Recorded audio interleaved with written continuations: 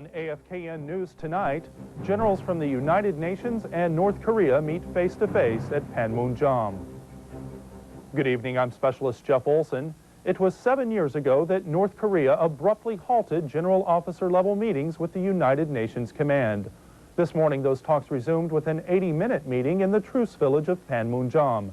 Air Force Major General Michael Hayden, the UN Command's Deputy Chief of Staff, led the delegation.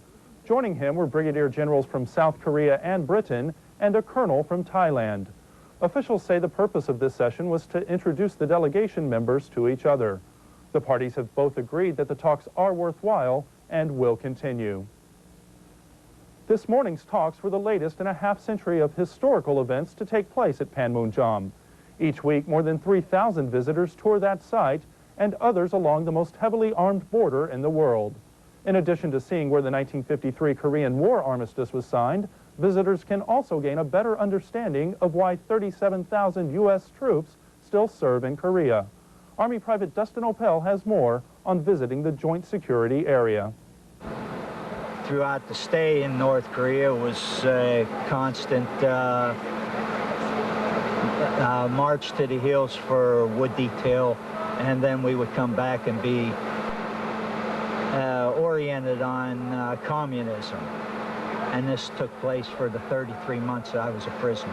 Most Americans serving in the Republic have never had this experience, but 50 years ago it was reality. A powerful reminder of those times stands only an hour north of Seoul. The Joint Security Area at Panmunjom lies within the most heavily guarded border in the world. Americans and other guests of the Republic of Korea can tour the area and perhaps understand what it might have been like half a century ago. I think it's important for people to come up here and take the tour so they gain an understanding of why they're here in Korea. They take care of, see what's up here up north, what they're facing day to day, and why they have to stay here in Korea for a year. From what I've heard so far, a lot of people are enlightened. They didn't realize things were quite this tense. You know, shopping down in Seoul was a little bit different than what you see up here. Most troops only serve 12 months in the Republic, and many leave Korea and never fully understand the importance of an American presence here. A tremendous number of people visit the JSA each year, including students from all over the world. They come to experience for themselves a half a century of history. It's very educational for people that come to Korea and don't really know what's going on. They can come down here and actually get hands-on experience and learn from people that were here during the time.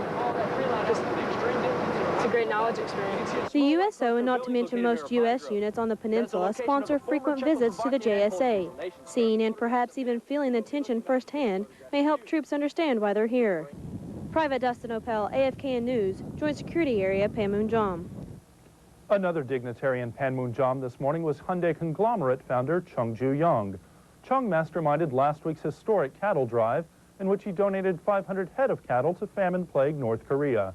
He returned to South Korea today after an 8-day stay in the north.